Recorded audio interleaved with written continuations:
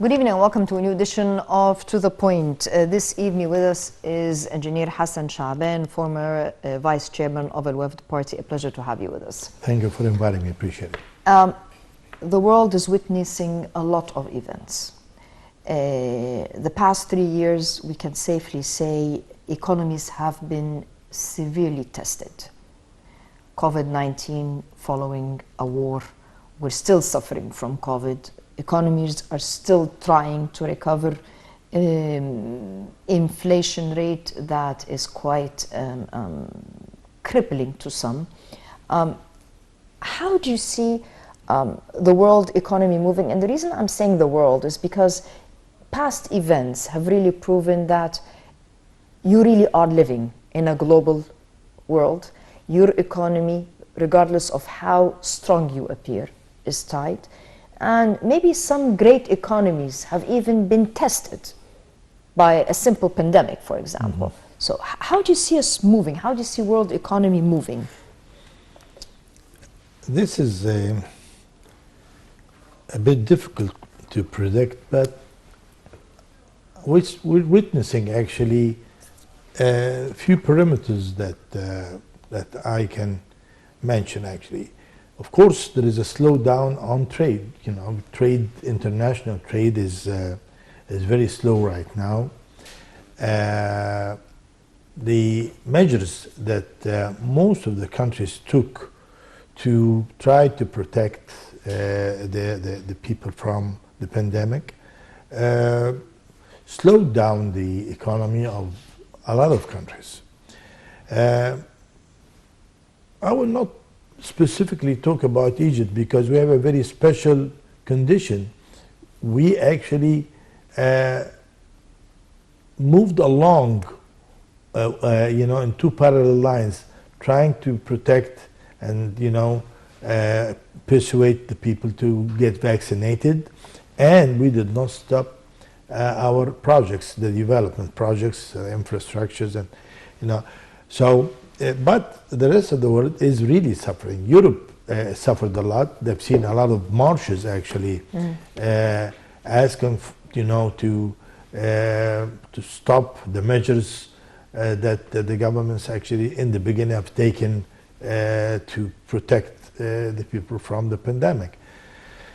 But generally speaking, the whole world is really suffering. Morally, you will see that the whole world is not really in a very high spirit. Everybody is feeling down, yes. And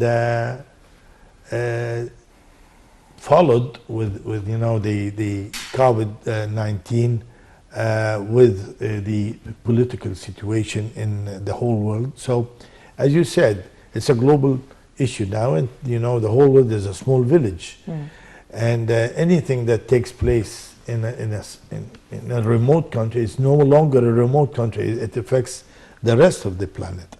So we're seeing a very, very difficult times right now. This is not a normal situation that we're witnessing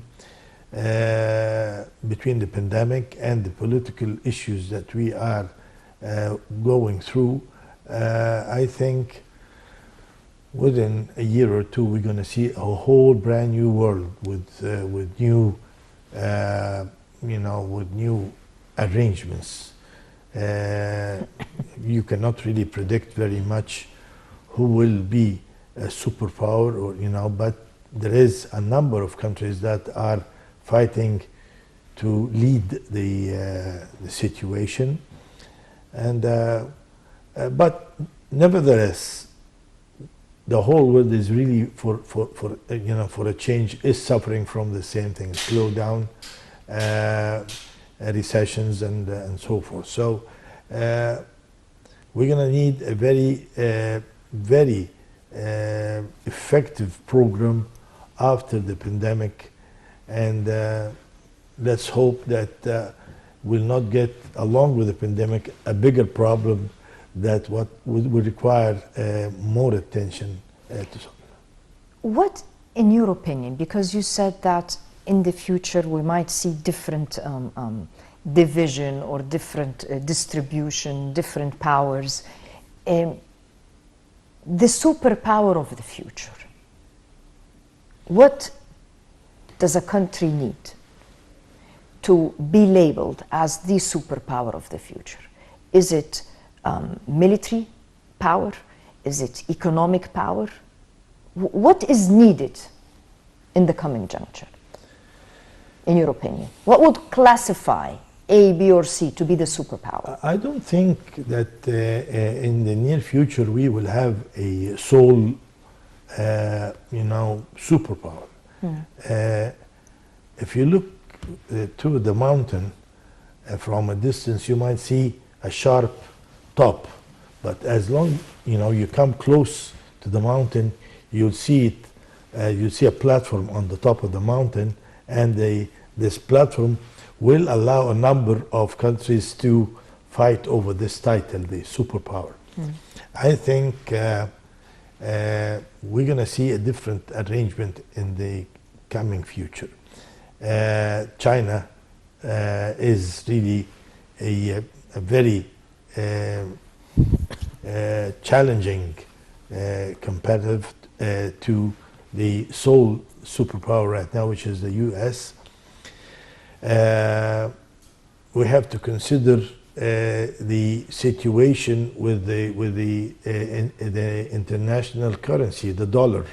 Yes, I was going to ask you which currency is going to take the high pedestal. Actually, we have to realize that in the mid 70s or the early 70s, the US actually declared that it's not going no longer to cover the US dollar with a reserve of gold. So they're going to use commodities and so forth. In addition to this, there is an agreement that the US have signed with the major oil producers in the Middle East, Saudi and United Arab Emirates, that all the dealings in the commodity, in the oil and gas products will be in dollars. So automatically the dollar have substituted gold with the oil reserves in the Middle East. And this is a very strange situation. It means that you have a reserve not in your own country, it's in other countries. So you're going to have to protect your reserve, which is the Middle East. This is why the US is always very interested in maintaining peace and order in the Middle East to preserve the production of oil, because this is the cover for, or the substitute cover for the dollar instead of the gold, of course. China is the second biggest dollar reserve. So we're going to see a lot of changes. If one could say that the war in Ukraine is going to end within a few days, maybe after the Ukrainian capital will fall or whatever. But no, I don't think so. This is the beginning of a new era. And that we will see a lot of changes. It will not stop at Kiev. We're going to see a lot of things that will happen after that, and in a very rapid way. It's not going to take long. The rhythm of events is very fast, actually. Oil prices. World oil prices really have rallied. Do you expect a continuation of that, or yes? How will this affect economies? Definitely, it will affect. Though the oil-producing countries will benefit from that, but nevertheless, they still not self-sufficient with a lot of commodities. So all the commodities the price of the other commodities will go up. So you're going to see an upheaval in the market actually. But till this war in Europe will stop, we're going to see oil prices going up, and we will see the dollar strengthening actually. The dollar will gain strength. What about the euro?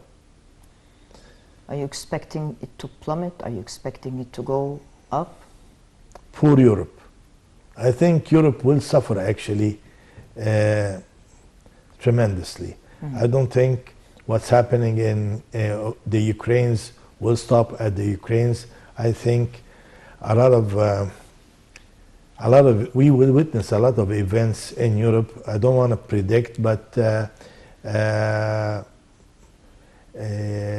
unless the parties in Europe reason and come back to reason, I mean with the Budapest agreement that they've signed in 1994, the 5th of December 1994,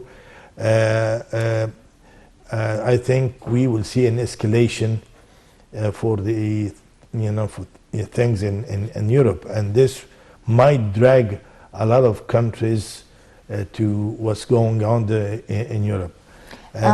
Inflation. How much? I mean, a few weeks ago, there were lots of critics of inflation, which is really the whole world is really suffering from. We've heard reports about grievances and suffering of people. Even inflation, the last was people were complaining about high inflation rates in the United States. Are we expecting inflation to continue? And the rate of inflation, are we expecting huge jumps? Or have we reached the peak for the time being? I know it's difficult to predict, but... I'm going to surprise you. It's going to go up. It's going to escalate. It's going to escalate. It's not going to stop at this point. Within the next 2-3 months, we're going to see... further yes, escalation. further, yes, inflation, yes, definitely. Lessons learned. Because even though economies have been tested separately, yet we cannot ignore the fact that we're really tied in a way, especially in strategic commodities, basic, important staples. In your opinion, has the time come for maybe us to rethink the concept of global economy? Definitely, there is, a lot of parties in behind the scene are driving to a global economy, definitely. But I still think it is a little bit premature to say that this will take place right now. I think it's going to take some time, but let me put it this way. We're going to, the whole world, mankind will come out of this tragedy of the pandemic and all these wars more mature.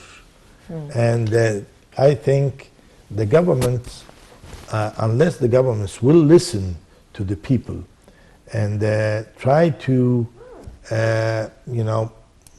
serve the people sincerely without really going into adventures and so forth. I mean, I'm talking about military adventures and so forth. I think we're going to see a lot of cooperation between countries to benefit from raw materials and work together to develop, achieve better development rates. But I think it's a little bit early. It's going to take another decade before we take seriously a global economy as such. Egypt. How have we responded to international factors thus far, in your opinion? You see, Egypt is a case because, you know, we started our development trip maybe 2-3 years before the pandemic. This is number one. And we have a very ambitious government that actually are striking all the hot files all at once. Yes. And we needed another 3 to 4 years to reach the end of, you know, or complete these projects. Egypt is on a verge of definitely, I might be able to call it a renaissance for Egypt. We're coming back. It's coming. It's very similar to the era of Muhammad Ali. You know, we're rebuilding the country. Mainly the most or the biggest problem that we're facing in Egypt is the increase of population, the uncontrolled increase of population. We like kids. Well, childhood is nice, but and the price we're paying is very dearly. Yes. I think the government is doing its best to utilize the development projects to rearrange the population and distribute the population geographically all over Egypt. I mean, the Western Desert is have a very large share of the government attention, and within the next 3-4 years, we're going to see maybe 10 to 15% of the total population relocated in Western Desert, Yes. in Upper Egypt. Mm-hmm. When you mention Muhammad Ali, one of the pros that we studied of that era was self-sufficiency. Definitely, yes. Are we reaching that stage in strategic commodities? Because when the going gets tough, this is where the problem is. Yes. That you're controlled by strategic commodities. Mm-hmm. The world is crying now for wheat. Mm-hmm. Others are crying for oil or gas. Mm-hmm. And here the question is, we have sufficiency of gas, for example, and we're even exporting. After reaching a stage whereby we had to ration electricity, now we're exporting. Yes. What about strategic commodities, where Egyptians like to eat? They enjoy their loaf of bread. Well, yeah. Let me put it this way. We are witnessing a lot of changes right now in Europe. Personally, I'm involved in projects that deal with that. And I think we will have ideas are completely out of the box. We're going to use crops that can grow in our country. Like I'm not revealing a secret or anything, the Cassava, which is a very similar crop to wheat. Okay. And it's even healthier. And when you say Cassava, for those who are not aware, Cassava, you said it is similar to wheat. Yes. Is it a type of wheat? Or is it barley? I mean, no, it's a type of wheat, actually. What's the difference between Cassava and other wheat that we know? It actually can bear water with a higher percentage of salinity. Okay. It doesn't require that much water. Generally speaking, by the way, wheat does not really require much water. A lot of people think that wheat is thirsty for water. No, wheat. In the wheat, actually, the problem with wheat that it stays in the ground for 6 months before you harvest. So half of the year is gone. So the harvest span time is long. This is the disadvantage of wheat. This is exactly. So you can grow 2 crops per year of wheat, or not? No. One crop, but you can grow corn after that, which is a very critical and very vital crop with us, for our country. So the cassava is a substitute to wheat. This is number one. Number two, we're going to have to rearrange our agricultural strategy, actually. I'm sorry to interrupt you, because when you say it's a substitute to wheat, what is the advantage of cassava? For example, do we grow it, the harvest span, is it shorter?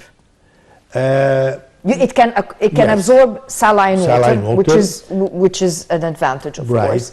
But what about the harvest cycle? Is it's a little bit shorter. It doesn't really stay that much in the. But we're going to have to. We're going to have to, have ideas completely different from what we are doing right now, because it's a necessity. It's a necessity. And a lot of people might think that we need to grow wheat because we consume it. But no, actually, we have to realize that wheat is a plant that grows in cold countries better than hot countries. It requires a colder weather than what we really have in Egypt. So this is one of the issues that we're going to have to deal with. Cassava is a plant that can bear our temperature. Okay. So, and you said we have to rethink our strategic agricultural now. Yes, because we actually, at the same time, when the season of growing wheat starts, it's the same time that the clover is planted, and you actually use 1.5 million faddan to grow clover, which is just a food for cattle. And I think we better find a substitute to feed cattle and utilize the 1.5 million faddan for a better crop, which is the wheat, for instance. Okay. So we need to rearrange, massage our agricultural strategy, and also we have, with all the respect, a lot of people opposed to what late Dr. Yusuf Wali said some time ago, or actually encouraged people to grow certain crops that have a better yield, financial yield value, and actually export it, and with the extra profit you can buy wheat or you can buy whatever. So actually agriculture is just a business, it's a trade. So we're going to have to deal with things differently in the future. A lot of jobs will have to be created in Egypt. The youth will have to gain a lot of skills. Is the agricultural sector a sector where you can create a lot of jobs? Definitely.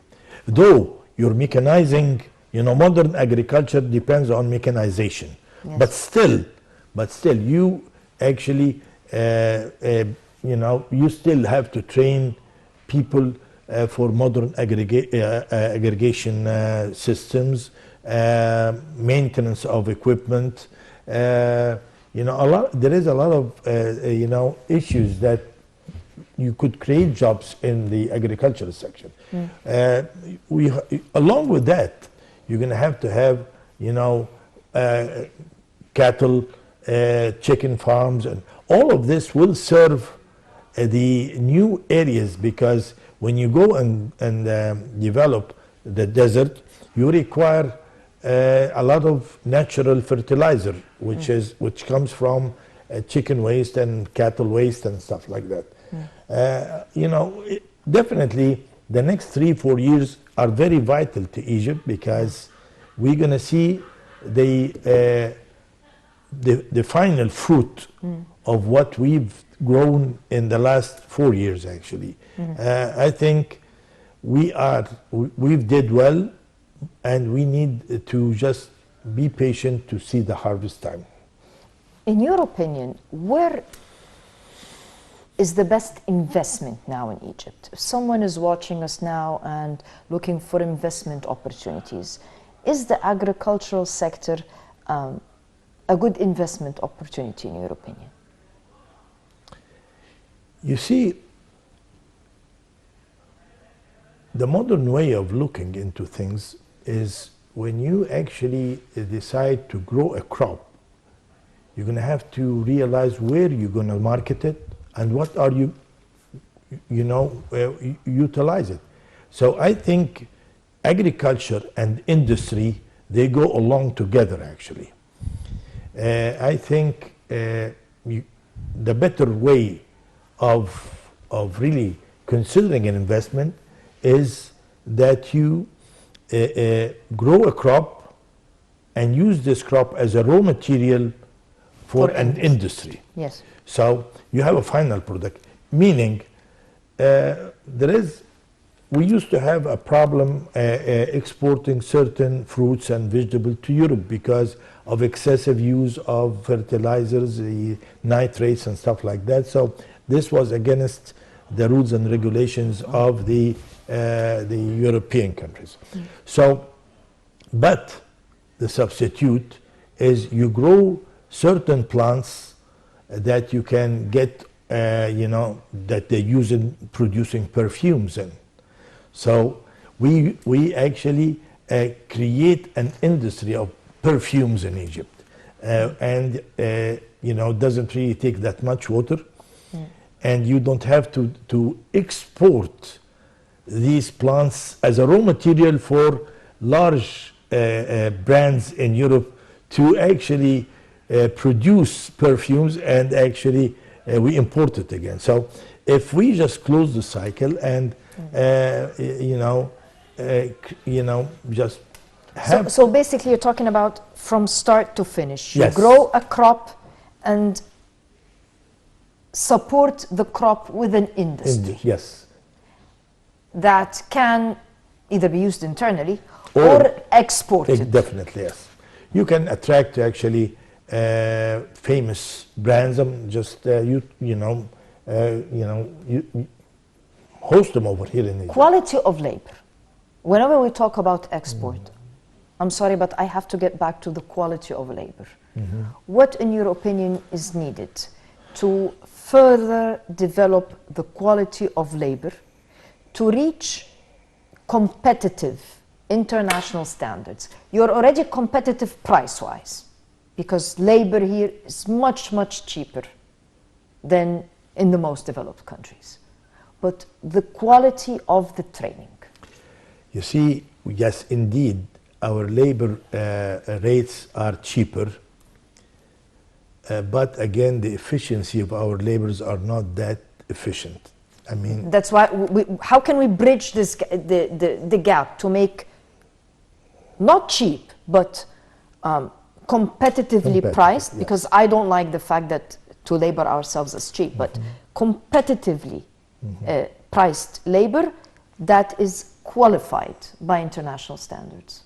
I think we require a very tough training program. Training is the name of the game, actually. And I would love to see young people in Egypt change their, though they might be having a degree from university and everything, but if he waits for the proper job that suits this degree, he will never really find it because of the very competitive market.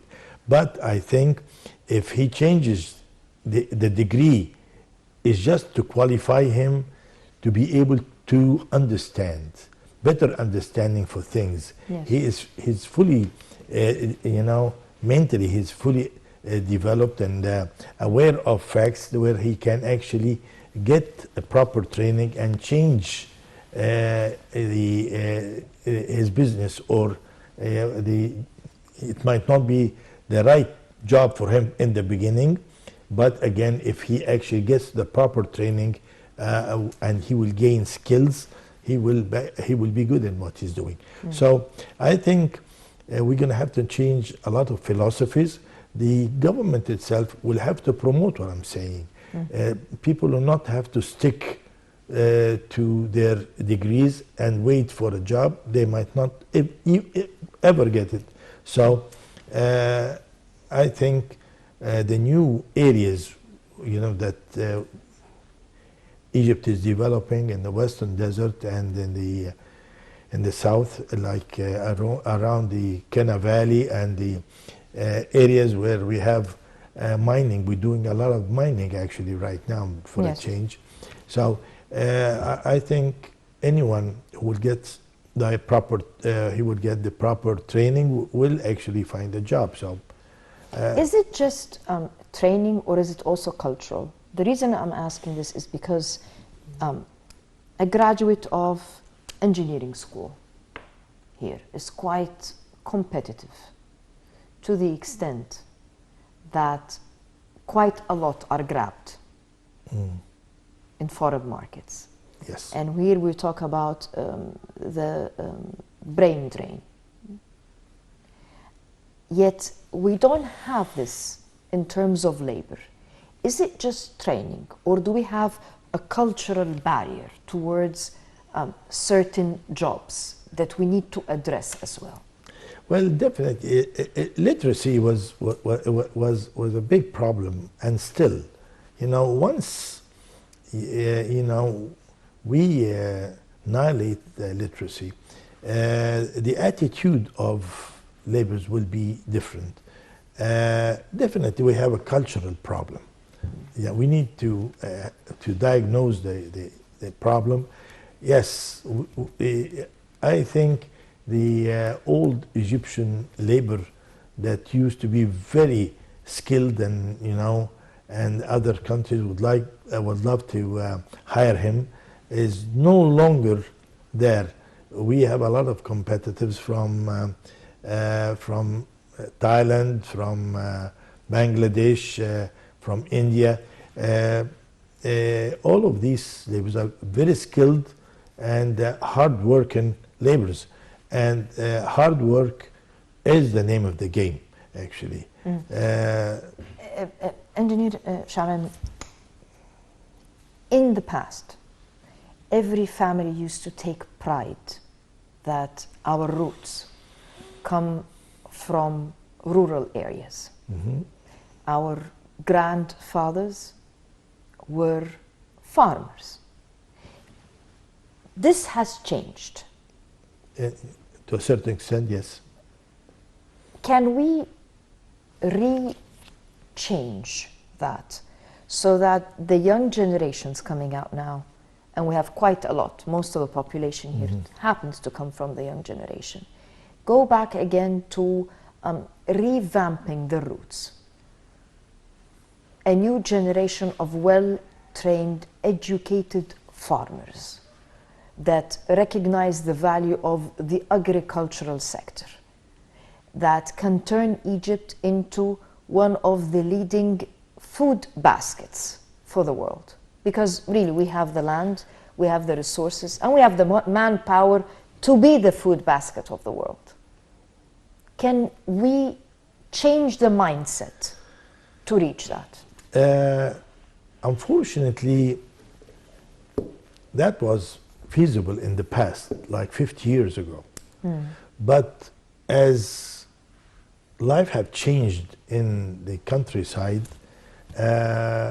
it's no longer that. But it's very promising in the new areas where agriculture could be a support, because you know, the division of the land to very small areas in the countryside eliminated the possibility of having large scale. Right. But this is changed indeed, not in the rural that we knew, but with land reclamation and stuff in the desert. You see the desert going green now. Exactly. So actually, I think this will take place if life will start in the new areas where actually you're going to have to go there and just mobilize a whole family to, you see, these mega projects in the Western Desert, for instance, in the Reef al-Masri and so forth, will require to establish villages. Massive number of people will be living there in each area between 4 and 5 million. So you're creating new communities with new measures. Unless really we you know, change the attitude of ownership, you know, the method of you know, planting in the desert, we will still have, you know, we need to create the right environment for these families to be proud of their roots as farmers. But today, most of the families that lived in the countryside, once their children get graduated from schools and universities, they are proud of the urban. Right, exactly. And so the city job. Exactly. And they forget about their rural, the countryside and their roots where they started. So this is very unfortunate, but this is exactly what's happening. But unless we relocate whole families to the new areas and start new communities with new measures, we will not be able to regain what we used to be proud of in the past.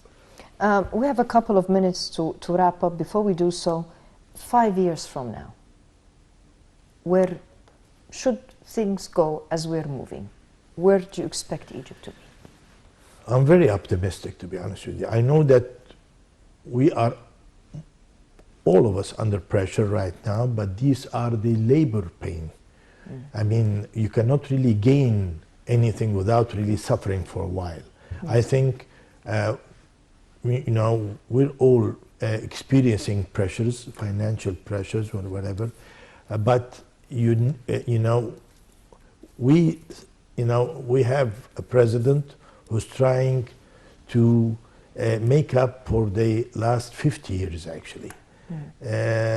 So we've lost 50 years doing really nothing, while the whole world was developing, and you know, everybody actually is very proud in Europe right now of what they've achieved, while actually we started, you know, a few years ago. Sincerely, I think within the next 5 to 10 years, if we continue with this rate and we play it right and you utilize what's happening worldwide to our interest. I mean, we have to play politics.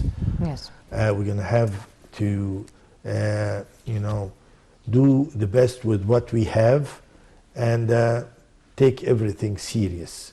Unless we are serious, it's not really a game. The playing time is over. We've wasted a great deal of time in the last 50 years, and we need to make it up. Engineer Hassan Shaaban, unfortunately our time is up. Thank you very much for joining us this evening on To The Point. I'd like to thank you, the viewers. We'll see you same time next week. Until then, good night.